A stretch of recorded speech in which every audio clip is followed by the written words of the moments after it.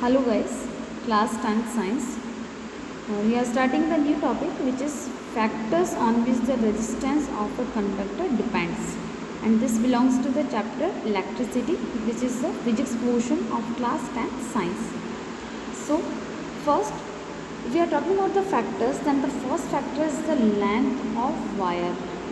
According to this activity, you can see here activity number 12.3.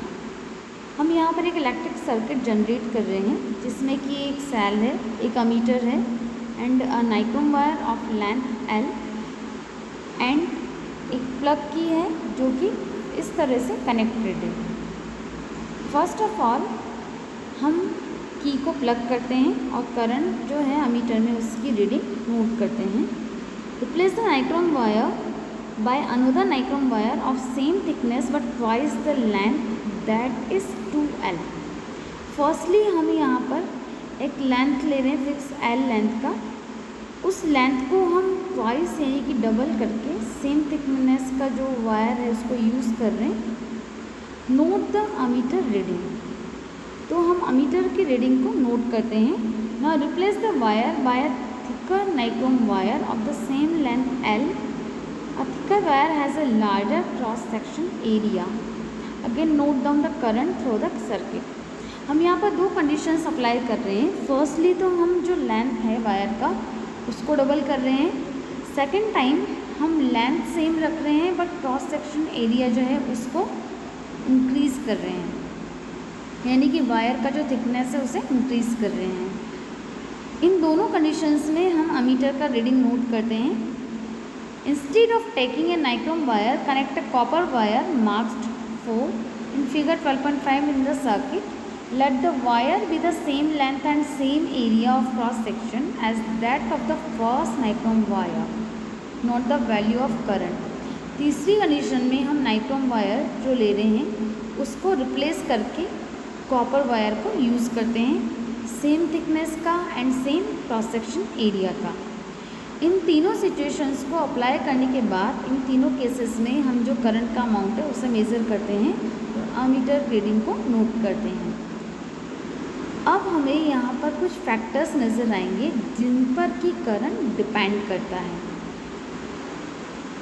It is observe that the ammeter reading decreases to 1/2 when the length of the wire is doubled. यहाँ हम observation में देखते हैं कि जब ammeter की reading decrease होती है 1.5 जब हम लेंथ के वायर को डबल लेंथ का करते हैं, यानी कि लेंथ के डबल होने पर करंट का अमाउंट जस्ट हाफ हो जाता है।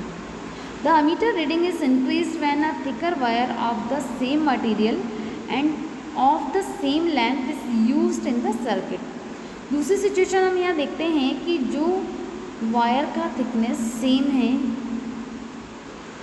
और यहाँ पर लेंथ में चेंजेस आ रहे हैं तो उसके अकॉर्डिंग करंट के अमाउंट में भी चेंजेस आते हैं। Change in ammeter reading is observe when a wire of different material of the same length and the same area of cross section is used. यहाँ दो कंडीशंस हमने अप्लाई की। First वाले में हमने लेंथ को डबल किया जिससे कि करंट का अमाउंट हाफ होता है। सेकेंड वाली सिचुएशन में हमने क्रॉस सेक्शन एरिया को इंक्रीज़ किया था। एंड द थर्ड कंडीशन, यहाँ हमने मटेरियल को चेंज किया है, जैसे कि नाइक्रोम था उसको हमने कॉपर से रिप्लेस किया। इन तीनों सिचुएशंस में हम जब ओम्स लॉ को अप्लाई करते हैं then we observe that the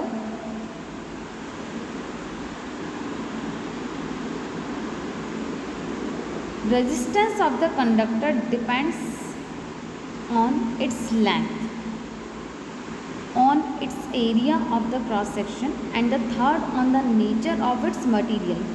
यानी कि किसी भी कंडक्टर का जो रेजिस्टेंस होता है ये तीन फैक्टर्स पर डिपेंड करता है। First the length, second cross section area and the third is the nature of its material. Precise measurement have shown that resistance of a uniform metallic conductor is directly proportional to its length। It means किसी भी metallic conductor का जो length होता है वो resistance के directly proportional होता है एंड इन्वर्सली प्रोपोर्शनल होता है क्रॉस सेक्शन एरिया के, that is the R is proportional to the L upon A. When we combine the both equations, R is proportional to L upon A और R is equal to rho L upon A. यहाँ आपको ये जो रो का sign नज़र आ रहा है, this is the constant of the proportionality and is called the electrical resistivity, और इसको इलेक्ट्रिकल रेजिस्टिविटी कहा जाता है. Of the material of the conductor the SI unit of resistivity is the ohm metre. अगर हम यहाँ पर SI यूनिट की बात करें तो रेजिस्टिविटी का जो SI यूनिट होता है वो ओम मीटर होता है. It is a characteristic property of the material. The metal and alloys have very low resistivity in the range of 10⁻⁻8 ohms meter to 10⁻⁻6 ohm meter.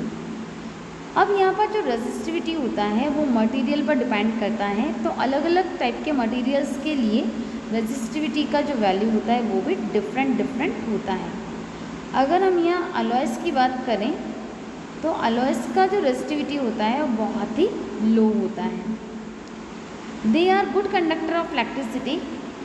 Insulator like rubber and glass have the resistivity of the order of 10⁻12 to 10⁻17 ohm metre. It means insulator का resistivity different होगा और conductors का resistivity different होगा. Both the resistance and resistivity of a material vary with temperature. Resistance और resistivity जो हैं दोनों ही temperature के अकॉर्डिंग वैरी किए जाते हैं. यहाँ टेबल 12.2 गिवन है जिसमें कि अलग अलग मटेरियल्स के अकॉर्डिंग अलग अलग रेजिस्टिविटी को दिखाया गया है. Table 12.2 reveals that the resistivity of an alloy is generally higher than that of its constitute metal. Alloy की अगर हम बात करें तो जो अलॉयस होते हैं वो मेटल्स के कॉम्बिनेशंस होते हैं या फिर मेटल एंड नॉन मेटल के कॉम्बिनेशंस हो सकते हैं या non metal and non metal both के कॉम्बिनेशंस हो सकते हैं.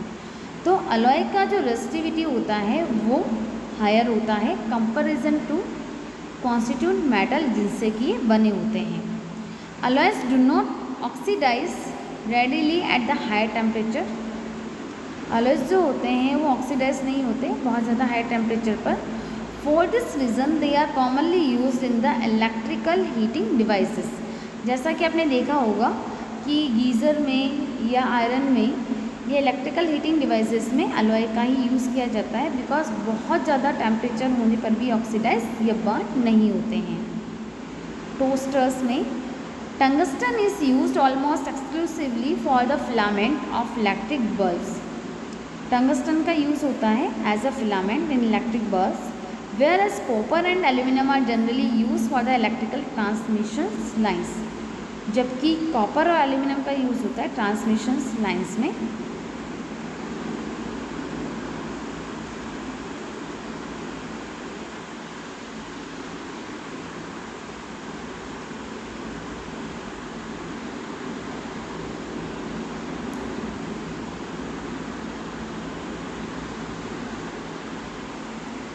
Now some examples are given according to these factors. So we can conclude the result by using some equations here. First example 12.3 is given. How much current will an electric bulb draw from a 220 volt source if the resistance of the bulb filament is 1200 ohm? Second, how much current will an electric heater coil draw from 220 volt source if the resistance of the heater coil is 100 ohm? Solution is also given here.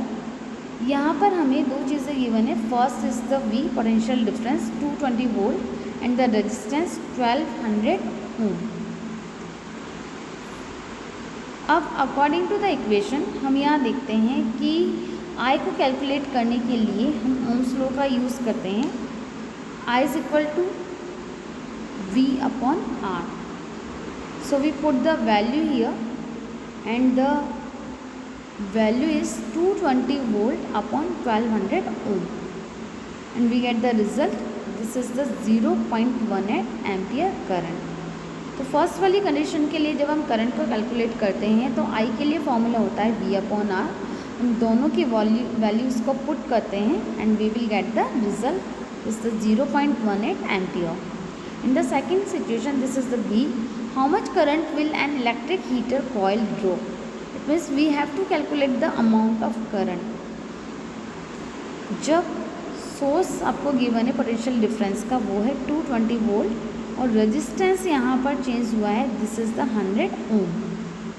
According to this two things are given here. First is the potential difference V and the second is the resistance, this is the 100 ohm.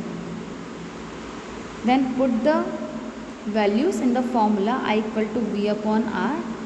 This is I equal to 220 volt upon 100 ohm and the result is 2.2 ampere. So according to this formula we can conclude the result or amount of current. Thank you guys.